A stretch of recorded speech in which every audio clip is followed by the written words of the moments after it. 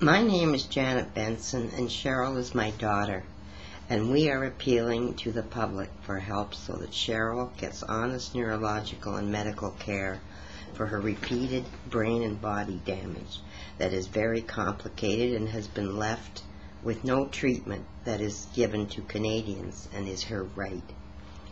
Cheryl was diagnosed with chronic fatigue syndrome and fibromyalgia in 1991 and has suffered tremendously from it.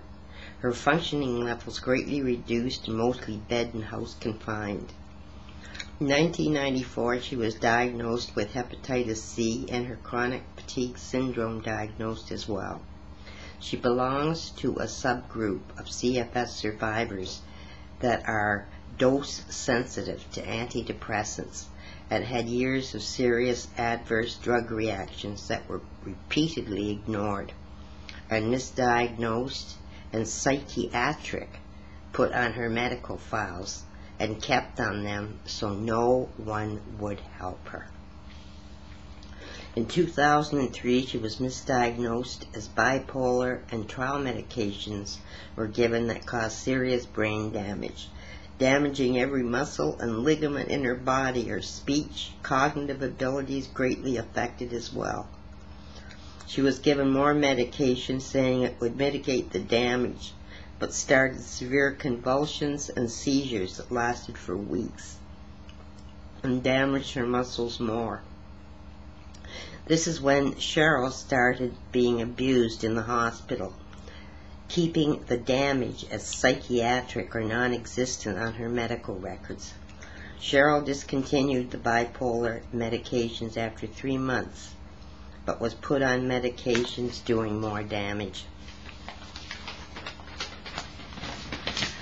In 2004, Cheryl came off the remainder of the medications, one she had been on for 12 years, affecting her speech again and weakening the left side of her face and body, which drags around off and on, and non-stop seizures and convulsions daily for months. She still has convulsions daily and still has seizures as well. She was refused admission to the neurological hospital in Toronto, where she should have been admitted with the first brain injury, as well as the others that followed, and extensive diagnosis, treatment, care, and recovery refused that is afforded others with acquired brain injury. Her medical records are badly falsified to cover for the extensive damage.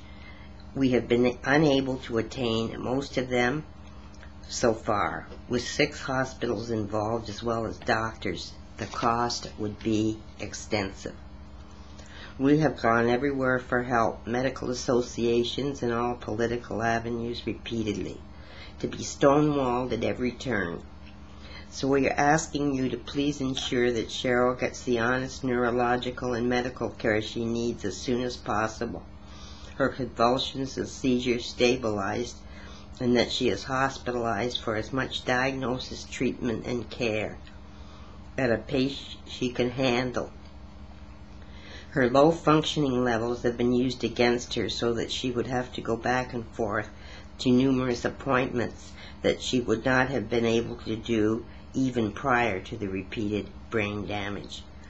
This has been allowed to continue for so long, with so much extensive damage, terrible suffering, and abuse in the hospital she has endured is an outrage, and is a testament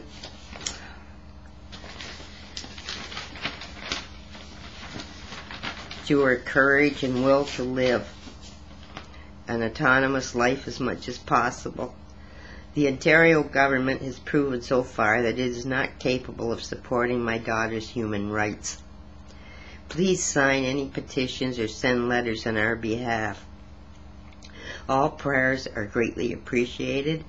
Ultimately, we have been told and strongly feel that Cheryl's best chance for honest testing and diagnosis is sponsorship for neurological treatment and a care facility that is on the leading edge for her illnesses and extensive neurological damage done outside of Canada.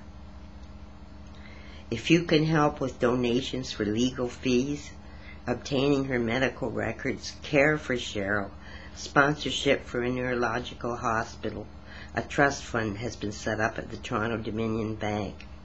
For anyone that can sponsor my daughter fully, it can be arranged at the hospital. A nurse or caregiver has to be in attendance with Cheryl. More details are at the end of this video, and you can also reach us at Public Appeal for Cheryl at gmail.com. This has been years of extreme, unneeded suffering for my daughter. Watching my only child suffer needlessly and not be able to help and give her the help that she should be afforded by Canadian law is heartbreaking. Please come to our aid. It's our only chance. Thank you, and God bless.